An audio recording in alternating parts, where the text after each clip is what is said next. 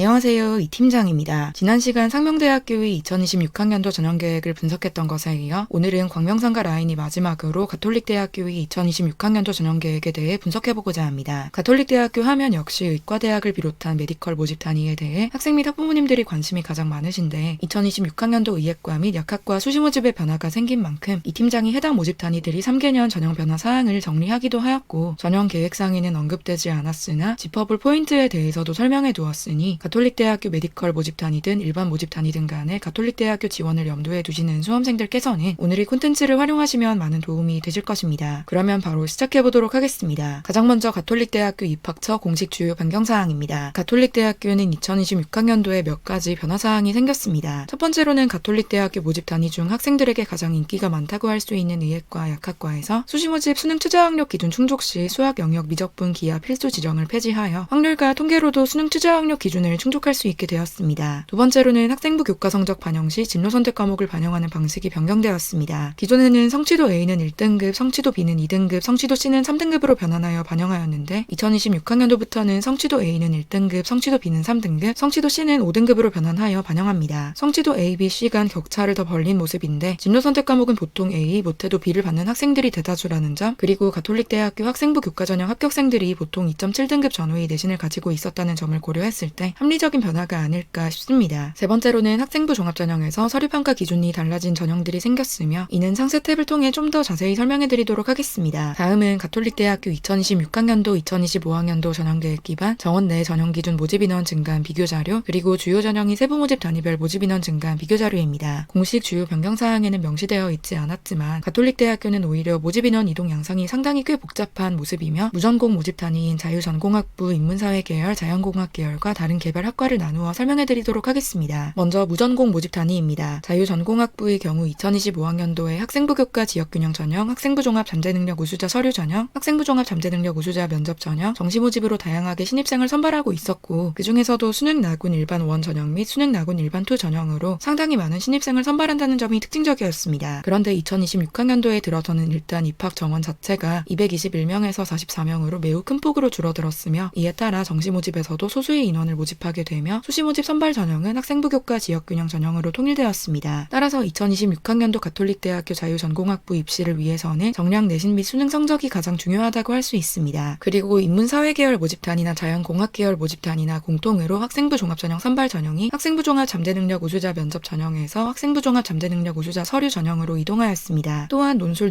전형으로는 더 이상 신입생을 모집하지 않으며 정시 모집, 특히 수능 가군 일반 1 전형에서 선발 인원이 많이 늘어난 모습입니다. 전체 자유전공학부에서 정시 모집이 줄어들었던 것을 다른 무전공 모집 단위이자 계열 무전공 모집 단위인 인문사회 계열 및 자연공학 계열로 옮긴 모습입니다. 학과 선발 모집 단위들의 경우 학생부 교과 지역균형 전형, 학생부 종합 잠재능력 우수자 서류 전형이 인원이 줄어들어서 학생부 종합 잠재능력 우수자 면접 전형으로 인원이 이동하였습니다. 정확히 말하면 2025학년도에는 무전공 모집 단위만 학생부 종합 잠재능력 우수자 면접 전형을 실시하였는데 이제 2026학년도부터는 학과 선발 모집 단위만 학생부 종합 잠재능력 우수자 면접 전형을 실시하는 것입니다. 학과 선발 모집 단위들은 대부분 정시 모집으로 선발을 실시하지도 않고 수시 모집으로만 전체 인원을 선발하고 있기 때문에 개별 학과에 대한 명확한 인식이나 소신이 있는 학생들을 원하고 있는 것이라 볼 수 있습니다. 따라서 특히나 면접을 통해 학생을 직접 검증할 수 있는 학생부 종합 잠재능력 우수자 면접 전형의 경우 더욱 학과 적합성에 대해 집중해서 서류와 면접을 준비하실 필요가 있을 것입니다. 그러면 본격적으로 가톨릭대학교 2026학년도 전형계획에서 주요 사항에 대해 분석해보도록 하겠습니다. 첫 번째는 가톨릭대학교 의예과, 약학과에서 수능 최저학력 기준 충족 시 수학 영역에서 더 이상 미적분 기하가 필수 지정 과목이 아니라는 점입니다. 탐구 영역은 여전히 과학탐구로 지정이 되어 있기는 하나 그래도 확률과 통계를 선택하실 수험생들께 기회가 생긴다고 할 수 있는데 수능 최저학력 기준이 빡센 만큼 확률과 통계를 선택한다고 해도 무조건 1등급을 맞을 각오는 하고 선택을 하셔야겠습니다. 다만 일단 메디컬이 전반적으로 미적분 기하 과학탐구를 요구하는 경우가 더 많다는 점을 차치하고서라도 사실 확률과 통계를 응시하는 수험생들은 그렇게 많지 않을 것으로 전망됩니다. 그나마 가톨릭대학교 약학대학이야 어느 정도 확통런을 하는 수험생들이 있을 것이라고 해도 의과대학 중에서도 탑티어에 해당하는 가톨릭대학교 의과대학이 네임밸류상 같이 지원할 만한 최상위권 의과대학인 서울대학교, 연세대학교 서울캠퍼스, 울산대학교 의과대학이 모두 여전히 미적분 기하 과학탐구를 요구하는 상황에서 더욱 확률과 통계를 응시하는 수험생들은 그렇게 많지 않을 것으로 보입니다. 즉 2025학년도 성균관대학교나 2026학년도 가톨릭대학교나 일단 입시의 트렌드를 따라 수능 영역 제한을 폐지하고 확률과 통계도 선택 가능하게 해두기는 했는데 현실적으로는 확률 확률과 통계로 수능을 치를 학생이 애초에 우리 대학에 쓰지 못할 수준인 것은 알고 있고 명목상으로 기회를 주는 느낌에 더 가깝다고 해석할 수 있으니 이 점 참고하시기 바랍니다. 또 참고로 의예과에서는 과탐 2과목 평균 성적을 반영하고 있는데 학생부 교과 지역균형 전형의 경우 동일 분야 1,